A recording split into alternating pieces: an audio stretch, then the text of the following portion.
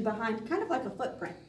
So at one point, a woman was hanging out in this room, probably having a good time, when the Queen Mary decided to record that, and she plays it on a loop for us to see. Kind of like she's showing us her memories, which I happen to think is pretty cool. Another thing paranormal investigators believe, you don't need to die in a location in order for you to haunt it. You could have just visited the location or have a connection to it in some way and then choose to haunt it in the afterlife. I personally will be haunting Disneyland, if anybody was wondering. I am going to make you our leader right now. Just go as far as you can here. This piano is original to the Queen Mary. It was actually originally located in the Mauritania room where we began our journey today. But it has had many homes on board. This piano has been heard playing by itself, and the bench has been seen moving of its own accord. After World War II, 22,000 war brides were brought over from canisters right here.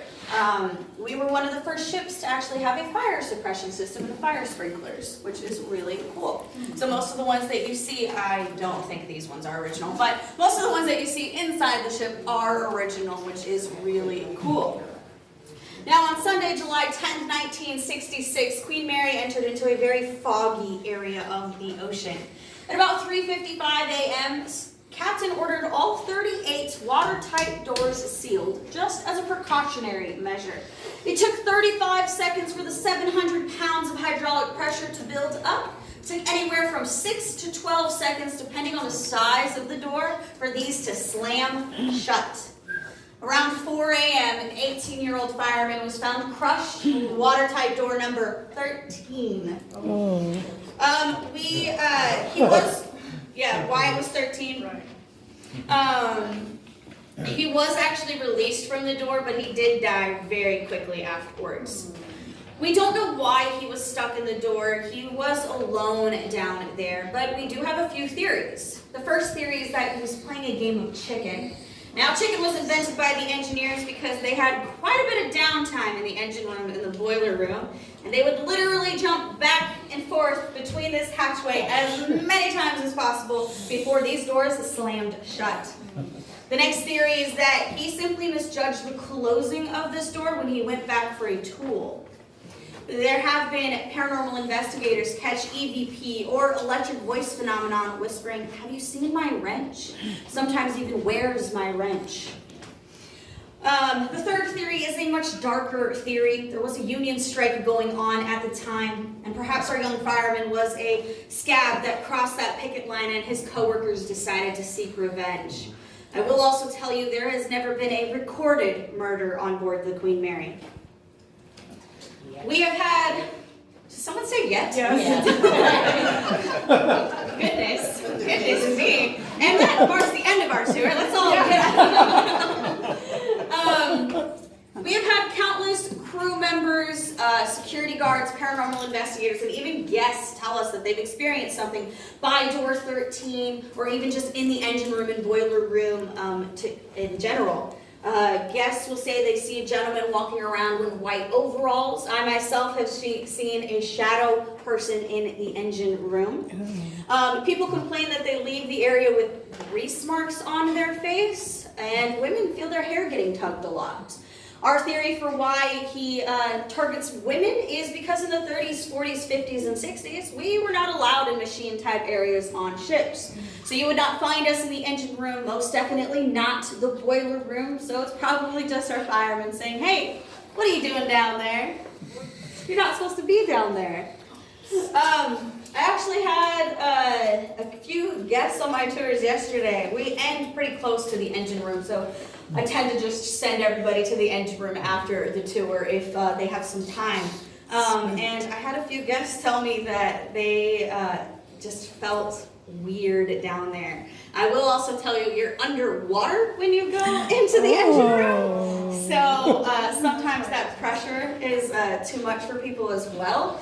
But it is a very eerie feeling down in there. And when you go down by door 13, who knows, maybe he'll start knocking at you or tell you hi. He's very friendly. Feel free to take some pictures of the door. This is door 38, by the way. Hatch 13 is still down in the engine room. Looks a little bit differently. You don't actually know you're walking through it until you pass it and look behind you, and then you'll see that 13. But they just made it so it was more easily walkable because you don't want to walk over it like this. But feel free to take some pictures of it if anybody wants to take a photo with it, more than welcome to, and then meet me inside at the staircase. Back end of the ship, they had to deal with the noises from the engine room and the vibrations of the engine room. And then tourist class passengers would be right here, actually. They would have to deal with the riding of the waves, so it would be quite a bumpy ride up here. These are the original staircases for the tourist class passengers. There's also a staircase right below this one right here. And there are two major flaws to them. One, they are facing the bow. Two, they're at a very steep angle. You'll notice any of the other staircases we've taken today aren't quite as steep as these ones. So when passengers would go up and down these stairs, they could either drop from beneath their feet or rise from their 45-degree angle to a 90-degree angle. Passengers were thrown from these staircases all the time. There is actually a report in our ship's log of a gentleman found collapsed at the bottom of this staircase on B deck. And we don't know how he died. He might have hit his head, maybe he had a heart attack. But now we have the man in black in this area. He is our shadowy figure seen around here. He's usually seen going up and down the staircases. But a handful of years ago, one of our former tour guides actually saw him. And he came over here to do his walkthrough in the morning, making sure all these areas were safe for our guests. And once he got over here, he saw a gentleman walking up this staircase. He didn't think anything of it until he turned left immediately and vanished into thin air. He then told his manager about that, and his manager said, "Well, lucky you. You just saw the man in black. He doesn't show himself to everybody." And that tour guide did not think he was lucky. He was actually quite scared from the incident. But he did still work here after that incident, which is important for a story I will tell you later. I'm going to have everybody follow me this way. Feel free to look down the stairs as we walk by. That's okay. You don't have to. Well, let's get a railing thing. I guess. I see it. Mary, you have probably heard of room B340. This is the closest any of you will get to B340 today, just because our decks, our corridors here are unfortunately off limits right now. Well, actually, we walked over it just moments ago. Now, B340 is quite easily recognizable. It's the only stateroom we have that no longer has its plaque on it. Due to the popularity of this room, people kept breaking into it and stealing things. Their favorite thing to steal was that nameplate, so we simply stopped putting it back up.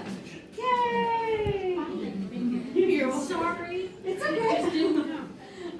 So we stopped putting that nameplate back up for it, but you can buy a replica of the B340 nameplate in the gift shop. So in the 1960s, a passenger was staying in that room. She was asleep and she felt her covers being tugged away from her. She tugged them back up, then they got tugged away again. And a full-on tug of war ensued when she realized, I'm staying alone in this room, which caused her to wake up fully, and she saw a gentleman standing at the foot of her bed, staring down at her. That caused her to scream at the top of her lungs, and that gentleman disappeared. When her scream alerted the night steward that was staying down the hallway, he ran into her room, asked her what had happened. She then calmed down and explained the situation when he told her, well, I didn't see anybody leaving your room, nor did I pass by anyone on the way to your room. In the 1980s, it was just a standard hotel room, and a housekeeper just finished making the bed, and she realized that she needed some fresh towels. So she went out to her cart, grabbed those fresh towels, went back into the room, and the bed that she just finished making, all of the blankets and the sheets and the pillows were on the floor in a pile. We got complaints about B340 all the time. People said that the lights would start flickering, that the portholes opened and closed by themselves, or even the faucets would turn on by themselves as well. Due to the enormous amount of complaints we received, we ended up closing the room down to the public and we stripped it bare. And it was bare for years. Crew members still refuse to go into B340 alone. I'm one of those crew members. I won't go into B340 alone. It simply scares me. This deck actually scares me. Probably because of what I'm about to tell you next. 2018, they decided, let's reopen B340. We're going to market it as our haunted room experience. We marketed it as our haunted room experience, turned it into a mini suite with a nice queen-size bed, couch with a walk-in closet, Ouija board accompanied with crystals. Oh my God. That's why I won't go into B340. I might love all things Halloween and horror related, but I won't ever touch a Ouija board. We talked about that last night. And it costs about $1,000 a night to stay in the room. That's it? People did pay that price. The first guest that actually stayed in B340 as the haunted room experience called the front desk saying, okay, we get it now. Please turn off the special effects. We're trying to go to sleep. The front desk had to explain to them there are no special effects in B340. They left at about 2 a.m. They did not make it through the night. That actually happened all the time. But I guess they got their money's worth, right? They wanted to experience something. They did. So all of the activity that's actually in B340, we do attribute it to a death. I just got full body chills. We do attribute it to a death that occurred in the 1950s. Unfortunately, just over time, we have lost all information in regards to the death. We do know someone died in there. We don't know who they were or how they died. But he has introduced himself to paranormal investigators as Walter, so we simply refer to him as Walter now. If I could have everybody direct their attention to the elevators. So, the elevators are original to the Queen Mary. All parts are interchangeable and they're basically identical. The only updates that have been made are the buttons. These starboard elevators no longer work. The portside elevators still work. Obviously, you saw us use them. The doors on the inside are super reflective, right? Yes, very reflective. They don't know this. We had, years ago, a former attractions crew member enter into those elevators at the end of her shift. She was in quite a hurry. She entered into the elevators, and when the doors closed, she saw the reflection of a woman in a blue dress standing behind her. She was super embarrassed that she didn't say hi to her when she entered into the elevator. Turned around, she was alone in the elevator. Turned back to the elevator doors, and the reflection was still there. When she reached her floor, those elevator doors opened up, I and don't a know if rush it's of just air the left creeps the or elevator what. next to her. Oh my God. When she got to her manager's office, probably she waiting for then me in turned the in all the engine paperwork she room or needed boiler to, room, as whatever. well as her resignation that day. Oh my God. She actually quit right there on the spot. HR has actually told us that we lose about 10 people a year due to paranormal encounters they have on board. They see something, hear something, feel something, get scared, and then they quit. We are going to make our way down one more step. You will press R once you get in there. Oh my God. Look at that. I just keep getting them. Oh my God. Just weird. Oh my God. Look at I just get the chills. I don't know why. I'm sensitive to it. I have no clue. Oh my God. Now, this is the original entrance to the first class swimming pool. Unfortunately, we can no longer go inside just due to preservation purposes. We want to make sure we preserve it to the best of our ability. The only people that go inside are engineers, security, and ghosts. There's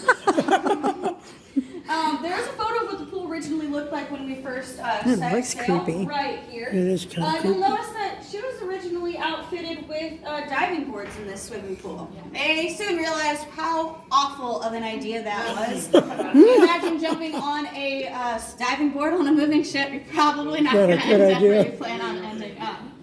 So the swimming pool is said to be our most haunted area on board the ship. Probably due to what paranormal psychologists and mediums refer to as a vortex. A vortex is just a whirlpool of energy that allows the spirit world to enter into our world.